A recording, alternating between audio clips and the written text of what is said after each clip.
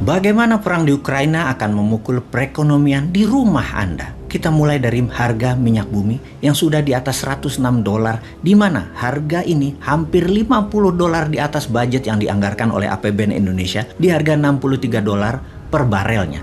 Anggaran per tahun belanja BBM lebih dari 300 triliun jika diimpor sebanyak 800 ribu barel per harinya. Naiknya harga minyak bumi akan membuat kantong APBN jebol, tombok nambah 200 triliunan rupiah lagi jika minyak bumi harganya di atas 125 dolar per barel bertahan terus selama beberapa bulan ke depan bahkan hingga akhir tahun. Sebaiknya harga jual BBM bahkan disarankan di atas 18.000 atau 20.000 per liternya di SPBU. Ini semua hanya asumsi, namun kita menengok fakta sekarang. Saat ini perang di Ukraina menginjak hari ke-20. Sementara kita duduk nonton TV di rumah atau melihat informasi di gadget ribuan kilometer jauhnya dari medan perang. Kita mengucapkan dalam hati, untung bukan di Indonesia perangnya. Tapi kali ini saya membawa berita buruk kepada sahabat semua. Kita semua tahu ada dua sisi cerita. Yang satu memiliki pendapat global atau global naratif, yaitu pihak Barat dan NATO yang mengatakan Rusia adalah penjahat. Di sisi Rusia mengatakan agresi NATO ke Eropa Timur mencaplok-caplok wilayah dengan mengikat dalam kesepakatan militer oleh NATO di negara bumpernya Rusia. Ex-Soviet adalah kejahatan atau penjahat sesungguhnya karena akan menarget Rusia nantinya. Terlepas dari perang militer di Ukraina, ternyata perang ini akan melukai kita semua. Anda punya mobil dan motor di rumah, Anda pasti perlu BBM kan? Semakin lama perang, mengendarai kendaraan Anda tersebut, biayanya akan semakin mahal. Kenapa? Kita tahu 12% minyak dunia adalah produksi Rusia. Rusia merupakan negara ketiga terbesar di dunia di dalam produksi minyak dan negara nomor 3 terbesar di dunia di dalam eksportir minyak. Sejumlah 5 juta barel per harinya. Apa yang terjadi kalau minyak Rusia di stop produksinya untuk diekspor? Maka kebutuhan dunia yang meningkat alias demand meningkat karena suplainya turun, maka secara alami akan meningkatkan harga minyak bumi di pasaran. Diperkirakan kalau Rusia stop produksi dan negara OPEC tidak meningkatkan produksi, maka harga minyak dunia akan tembus 140 dolar per barelnya. Ketika harga minyak meningkat, biaya transportasi meningkat tajam. Biaya mobil, truk, kereta api, pesawat terbang, biaya distribusi, biaya angkutan, semua naik tajam. Artinya apa? Semua barang menjadi lebih mahal. Harga barang menjadi mahal semuanya. Harga makanan, harga kebutuhan pokok, semua jadi mahal. Intinya, ketika harga minyak bumi meningkat, semua harga-harga meningkat. Pertanyaan lain lagi, seberapa mahal kenaikan itu terjadi? Dalam statistik bernegara, rata-rata setiap kenaikan 10 dolar per barel akan meningkatkan 1-2% inflasi. Maka ketika dari 63 dolar ke 105 dolar per barelnya, naiknya 40 dolar, maka dipastikan inflasi Indonesia akan naik minimum 4-8%. Meningkatnya inflasi di Indonesia. Kita ke Rusia yang terkena sanksi ekonomi. Bank Rusia kena sanksi ekonomi dari negara G7 dan dari banyak negara lainnya. Bank-bank milik Rusia tidak bisa lagi memakai SWIFT, Interbank Transaksi Internasional. SWIFT adalah singkatan dari Society for Worldwide Interbank Financial Telecommunication. Dengan Bank Rusia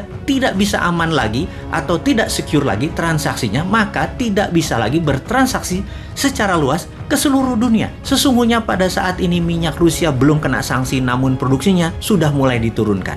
Dan efek SWIFT diblok plus transaksi turun, itu akan memukul harga minyak. Lalu ada boikot perdagangan atas produk-produk Rusia lainnya. Kita kembali ke gas dulu.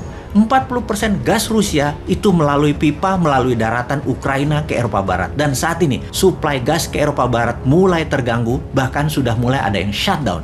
Ini menimbulkan keresahan masyarakat Eropa Barat. Lalu kita perdalam Ukraina. Banyak yang tersadar mengetahui bahwa Ukraina mempunyai cadangan minyak dan gas nomor 2 terbesar di Eropa yang saat ini pastinya terganggu produksinya, walaupun ini masih cadangan.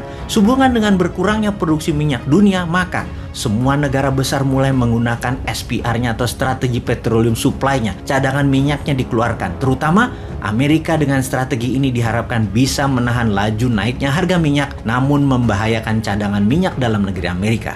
Apalagi yang paling ditakutkan oleh dunia selain kenaikan harga minyak bumi dan gas, juga mengganggu distribusi pengadaan oil and gas tersebut. Ya benar, food supply. Kita semua tahu Ukraina adalah pengekspor dan penyedia 50% sunflower oil atau minyak bunga matahari. Saat ini penjualannya nol, shutdown shippingnya. Karena kapal laut di Laut Hitam diblokade Dan kota Mariupol adalah kota utama selain Odessa sebagai pelabuhan besar Ukraina sudah ditaklukkan Rusia. Odessa tinggal menunggu waktu ditaklukkan. Odessa adalah pelabuhan kontainer terbesar Ukraina. Sebentar lagi banyak rumah tangga dunia akan kekurangan minyak goreng sunflower ini. Karena itu tidak heran kelapa sawit di Indonesia musnah. Salah satunya adalah dijadikan pengganti sunflower oil di banyak negara, khususnya India, yang 70% rumah tangga India memasak menggunakan sunflower oil ini. Sementara Rusia juga penghasil minyak bunga matahari ini juga kena sanksi ekonomi. Dan dunia saat ini menggunakan sunflower oil jika memasak adalah pangsa pasar 60% di dunia. Yang artinya memasak di rumah harga gorengannya menjadi semakin mahal. Harga tumis-tumisan menjadi semakin mahal. Jagung juga merupakan ekspor dari Ukraina yang merupakan pengekspor nomor 5 terbesar di dunia. Bersama Rusia, Ukraina mengekspor 19% kebutuhan jagung dunia yang semuanya stuck, tidak bisa terdistribusikan. Hal ini mempengaruhi pakan ternak, makanan ternak, sirup jagung, cornflake, dan macam-macam lagi kebutuhan turunannya. Kemana jagung Ukraina dan Rusia itu berlabuh? Terbesar ke Tiongkok. Satu lagi, gandum. Rusia merupakan produsen gandum yang menyuplai 20% kebutuhan dunia, di mana Ukraina juga merupakan penyuplai 10% kebutuhan dunia. Keduanya dikombinasikan merupakan penyedia 30% kebutuhan dunia. Kemana gandum tersebut dikirimkan? 70% adalah ke negara Barat Asia dan Afrika, di mana negara-negara tersebut jika ingin memasak pasta, roti cane, pizza, dan berbagai jenis roti, negara Turki, Mesir, Sudan, Nigeria, Sri Lanka akan merasakan dampak negatif tersebut. Teringat gandum Rusia yang kena musibah kering akibat terkena serangan harps. Walau serangan ini tidak diakui sebagai serangan perang cuaca, namun gagal panen gandum di Rusia pada tahun 2010 memicu Arab Spring 2010 dan 2011 yang menumbangkan banyak kepala negara di daerah Arab tersebut termasuk Mesir. Karena masalah gandum. Gandum adalah masalah serius. Itulah sebabnya dalam dunia terkoneksi dan saling ketergantungan yang terdistrap akibat perang di Ukraina telah banyak mengganggu suplai energi, emas, pupuk, batu bara, precious metal seperti titanium yang merupakan 10% kebutuhan dunia aviasi, yang semua itu mengakibatkan terjadinya perang kebutuhan barang jadi maju di garis depan. Sudahkah Indonesia paham? Paham kalau produksi barang jadi maju di garis depan?